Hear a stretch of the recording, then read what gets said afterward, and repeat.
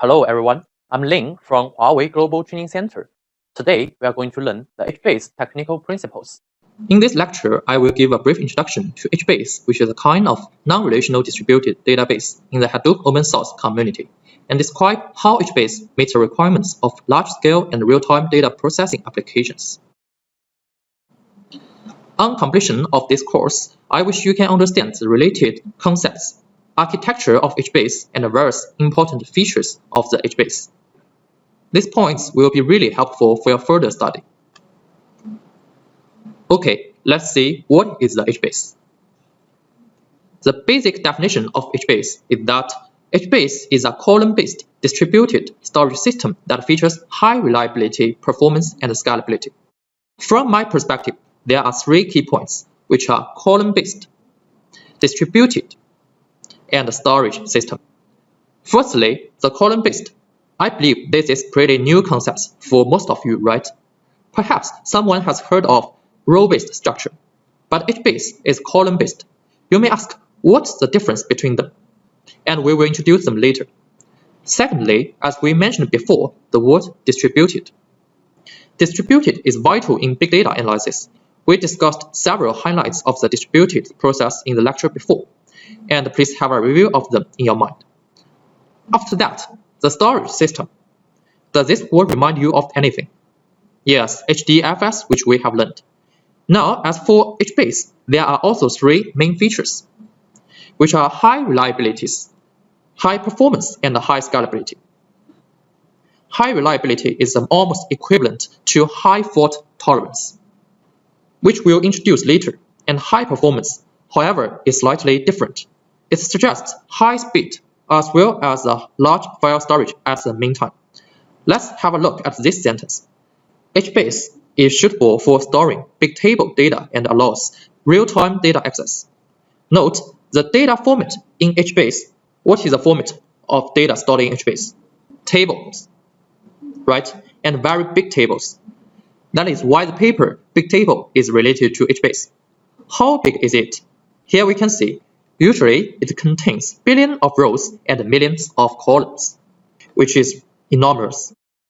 But even it's huge, we can still make sure the accessing speed is real-time. How amazing! This suggests that we can use hbase for many cases requiring low time delay. However, brilliant as it is, we still need HDFS. There are many reasons, one of which is that hbase uses HDFS as a file storage system. Namely, hbase still needs HDFS for persistence. This is very important. hbase uses HDFS by default as underlying file storage system. Finally, hbase uses Zookeeper as a collaboration service. In a master and slave structure, the master node is vulnerable. So we could arrange a main master and a standby master. And collaboration is just dealing with the stuffs for main master and the standby masters. And moreover, Zookeeper is also a micro database for hbase. But what needs to be stored into Zookeeper?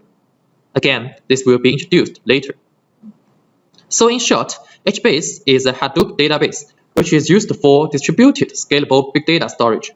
We know that Oracle, MySQL, and many common databases are actually relational database, RDB for short, but hbase is NoSQL, which usually refers to non-relational databases.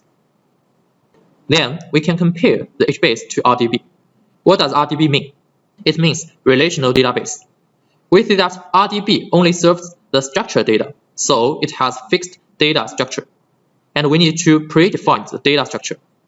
But for hbase, data has more freedom. So apart from the structured data, hbase allows unstructured data and semi-structured data being stored as well. And the key points of hbase here are distributed and column-oriented. For the data indexing, the RDB can provide user various complex functions to improve data access performance, where there's only one index existing in hbase, which is row key. All access methods in hbase can be accessed by row key or row key scanning to make sure the systems run normally. Besides, in RDB, the data in former version will be replaced by the latest version, which means the original value will not exist after being overwritten. On the contrary, when an update operation is performed in hbase, a new version is generated with the original version retained. And this is because there are timestamps in the hbase. We can have various versions of the same data. At last, the scalability. It's difficult to implement horizontal expansion of relational databases, and the space for vertical expansion is limited. But we see that hbase has dynamic extension of columns. And this is just one highlight brought by its column-oriented property. Besides, hbase has lower demanding on the performance of hardware, and we see that hbase can be extended with lowest costs as well. hbase supports common commercial hardware, which costs less than making expansion, while the expansion of RDB costs much more. The hbase is so powerful. Maybe you are curious about what scenarios hbase can be applied to. Let's have a look. Firstly, massive data storage. What is the usual size of table in the hbase? Okay, billions of rows and millions of columns, remember? And such a huge table can reach TB and PB level. Specifically, there are various application scenarios. I will pick some of them to illustrate. Firstly, time series data. Time series data such as sensor data, monitoring data, and a stock key line, which is fit to be stored by hbase. Since hbase features high concurrency and massive storage. In addition, cube analysis, which is a kind of real-time reports. The high demanding, high concurrency, and massive storage can be catered by hbase as well. And hbase can even satisfy other applications. For example, new circle service can be handled by secondary index and dynamic columns in hbase.